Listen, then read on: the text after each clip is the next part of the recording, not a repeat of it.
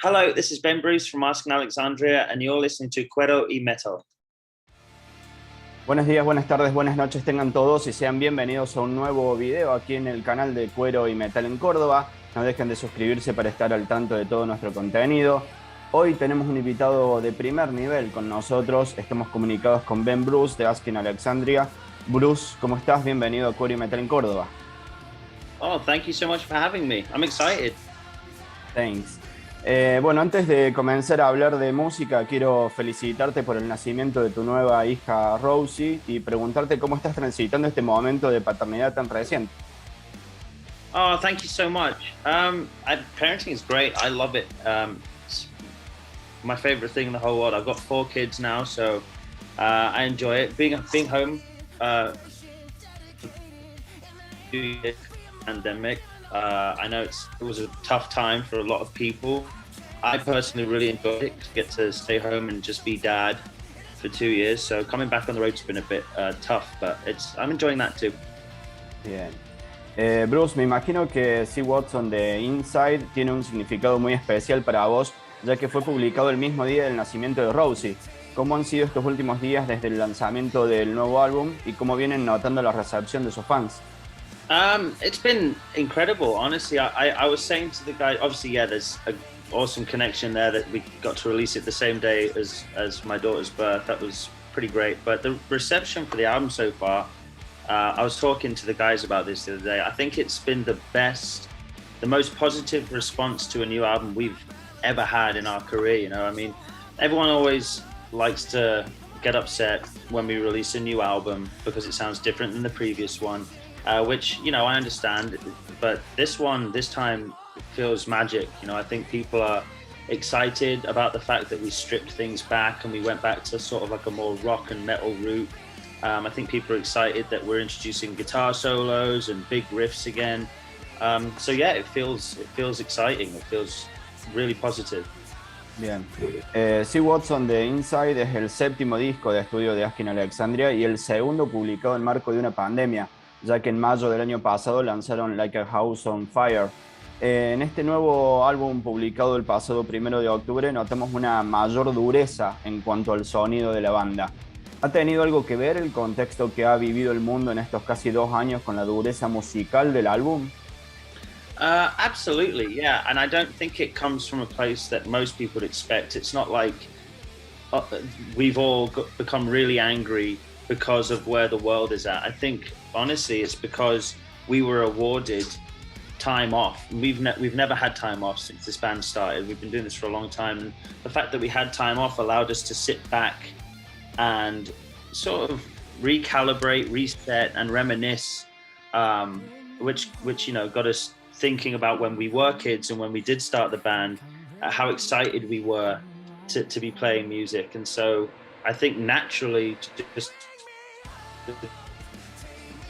those thoughts and that thought process, we went back to listening to all the bands that we loved, whether it was, you know, Pantera, Metallica, Guns N' Roses, Nirvana, and so for us it was more, we're not angry, but we want to pay, you know, our respects and tribute to the bands that we grew up listening to. So we stripped it back and we wrote a record that we thought we would love as kids. And so I think that's why, you know, we're hearing more of this heavier side and this very much guitar driven sounding record. Siento que este nuevo álbum hace un repaso por toda la carrera de Asking Alexandria, pero siento también que han puesto un foco en la dureza, el groove y la agresividad de la primera etapa de la banda. ¿En qué te inspiraste musicalmente hablando con respecto a esa búsqueda del enamoramiento al rock duro y el metal del que hablaste en varias entrevistas últimamente? You know, I think I just wanted to love playing guitar again, and that's as basic as it gets for me. I've been playing guitar for so long, and nothing meant more to me than practicing and playing guitar and showing my parents new songs I'd learned. And I kind of just lost that passion somewhere along the line, and I think it was because it kind of became a job for me. So my whole thing was I wanted to get that love and that passion for guitar again, and the only way I knew how to do that was to listen to my favorite guitarists and they just, a lot of them happen to be heavy metal guitarists like Dimebag Darrell, you know, or James Hetfield, or any one of these incredible guitarists, like, or Slash, you know, they play heavy riffs and licks and really emotional music through their guitar, and I wanted to fall in love with it again. And so, you know, I just sat and I listened to Dimebag Darrell, and I listened to Metallica and all these great bands that played the guitar like they hated it. And that's kind of just where it came from for me. And I'm so glad I took the time to do that, because I think you can hear it on the new album. You know, I played the guitar more aggressively on this new album than I have done in, I don't know, 10 years, I think. Bien. Ben, hace 12 años atrás publicaban el álbum debut, perdón, de Asking, titulado Stand Up and Scream. Y si vemos el primer videoclip del grupo The Final Episode, encontramos a una banda muy distinta a la que vemos hoy. Más allá del paso de los años y la madurez humana, podemos ver a un Asking Alexandria mucho más fuerte y profesional. ¿Qué crees que conservan de esos niños de la primera etapa del grupo y qué extrañas, si es que hay algo que extrañas de aquella época? I think when I look back at those videos, I see a group of kids that didn't know what they were doing. They had no life experience. We didn't know where we were going or anything like that. But I see 5 friends at the time, good friends, that were super passionate about their band, about Asking Alexandria, and about doing this for the rest of their lives. And I think that's something that is carried on now, you know, 12 years later. We're so different than who we were back then. We've got so much more life experience and knowledge, but the thing that stayed the same is that passion. You know, I think we're better friends than we were back then, and we're just as passionate, if not more passionate than we were then. So we've carried that through our entire career. We love this band. We love each other very much, and I think that's why, you know, we're still here, the 5 of us doing this. As much as we've changed, we're still the same 5 best friends that we were when we were kids, just making music together. Bien. Siento que para este álbum han creado un hit tras otro y muchas canciones de See What's on the Inside van a ser infaltables en el setlist de Asking Alexandria. Luego de 7 álbumes de estudio, ¿les es complicado armar la lista de temas o disfrutan hacerlo todavía? It gets harder and harder with each record, that's for sure. And especially, you know, as the artist, what you want to do is you want to go on stage and play all of the new songs and just play the new album, because that's what's new and fresh and exciting. But obviously, you know, you've got people in the crowd that love songs from throughout your discography. So it gets very hard to try and please not only the fans, but us as well at the same time. Everyone has to have a good show. And I think for us, I think we're writing better music now than we ever have. So for us, it kind of gets a little bit easier to pick newer songs, because I think the band is still growing. People are enjoying our new songs as well. And we see that every day live. You know, we're on tour at the moment, and we're playing songs off of like A House on Fire and See What's on the Inside, and people are singing every word. People are jumping up and down, and they're enjoying it. So it's nice to know that we can still write new music that people want to hear live. It makes it a little bit easier, but it's definitely tough the more albums you have out there. Hacía más de 10 años que el grupo no se encontraba en un mismo estudio para grabar un álbum.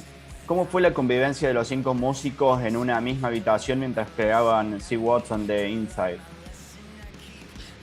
It was insane. It was awesome. We had the best time ever, and I think a big part of wanting to go back into the studio all together for the first time in 10 years wasn't just that we all wanted to write together. It was that I think we needed to reconnect, just as friends, because we, like I said earlier, we are best friends and we love doing what we do, but we were just touring constantly. And so at some point the friendship sort of falls by the wayside and you become business partners, and you're just going around doing the same thing every day, and it can take a toll on your personal relationship. And so it was really important for me and the rest of the guys to get together in a room and sort of rekindle that relationship, that fire, that passion, And I didn't know what to expect, honestly. I didn't know if it was going to be fun, if it was going to be challenging, if there would be arguments. But it turns out it was the best decision we ever made. We became closer friends than we have been in 10 years. We had more fun creating a record than we have since Stand Up and Scream. And I think for the first time since Stand Up and Scream, we managed to capture that lightning in a bottle again. That can only happen when the five of us are in a room excited to be there together. Totalmente. Ben, tengo entendido que actualmente se encuentran en marco de un tour por Norteamérica. ¿Cómo ha sido reencontrarse con el público después de tanto tiempo en casa? It was very strange. Before this tour started, I spoke to my manager a million times. I was like, I don't know if we should be going out on tour. It seems a bit reckless. It might be too soon. We sort of know what's going on with the pandemic. But we decided to do it. It's been 2 years since we got to stand on a stage, really, and have that connection with our fans. And I didn't really know what to expect. I didn't know if people would be socially distanced, or if people would turn up, or if people would be afraid to touch each other. But I think it's the opposite. I think having time away from live music's actually been a really good thing for everyone, because it's made us all appreciate it even more. And so when I step foot on stage each night, the crowd from the beginning, from the first note that comes out the PA, they're excited. There's an energy in the room that was maybe missing before, because people kind of just took live music for granted. So it's been really exciting. It's been nice to have that connection with our fans that you really can only get at a show. Bien. En 2015 fue la última visita de Asking Alexandria a nuestro país. ¿Crees que para el próximo año estarán tocando en Argentina nuevamente?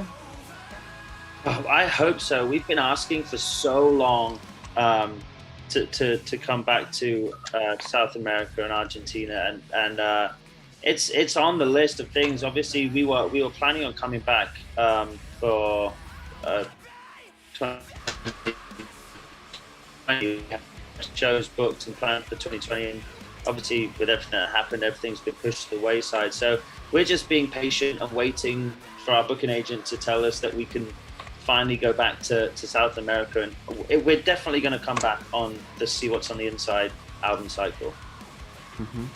Para ir cerrando, bueno, quiero invitarte a que dejes un mensaje a todos los fans de Argentina y por qué no de Sudamérica que van a estar viendo esta entrevista a la espera de la presentación oficial del nuevo álbum por estas tierras. I just want to say thank you to everyone that's taken the time to listen to our new album, and anyone that's listened to any of our previous albums. I know we don't get to come to South America as often as you guys might like, and it's definitely not as often as we would like to. So thank you all for your patience and your understanding, and we cannot wait to get back over to South America and play some rock and roll shows with you guys. Thank you so much. Thank you so much. Of course, anytime. Thank you.